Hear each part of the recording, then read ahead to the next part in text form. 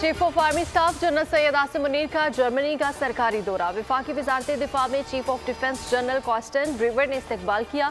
German फौज की जानिब से गार्ड ऑफ ऑनर पेश किया गया। आर्मी चीफ की जर्मन आर्मी के सरबराह लेफ्टिनेंट जनरल अल्फोंस मास से मुलाकात। जर्मन फौज के कम्बैट ट्रेनिंग सेंटर का भी दौरा। जर्मन फौज में तरबियत के अमूर के हवाले से ब्रीफिंग दी गई।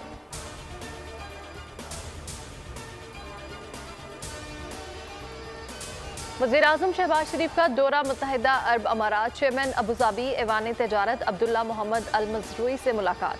पाकिस्तान मुत्तहिदा अरब अमारात के माबैन तजारती रवाबित और सरमायाकारी के फ़रोग़ के हवाले से गुफ्तगू।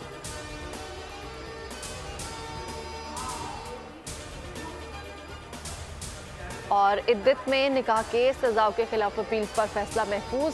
इस्लामाबाद की अदालत ने फैसला समाअत मुकम्मल होने पर महफूज किया। दौरान समाअत प्रोसिक्यूटर की बानी पीटीआई की सजा की हिमायत। 7 साल की सजा हक और सच करार दे दी। अदालती अमले के मुताबिक महफूज फैसला 29 मई को सुनाया जाएगा। सब्सक्राइब करें और बेल दबाएं ताकि कोई खबर रह न जाए।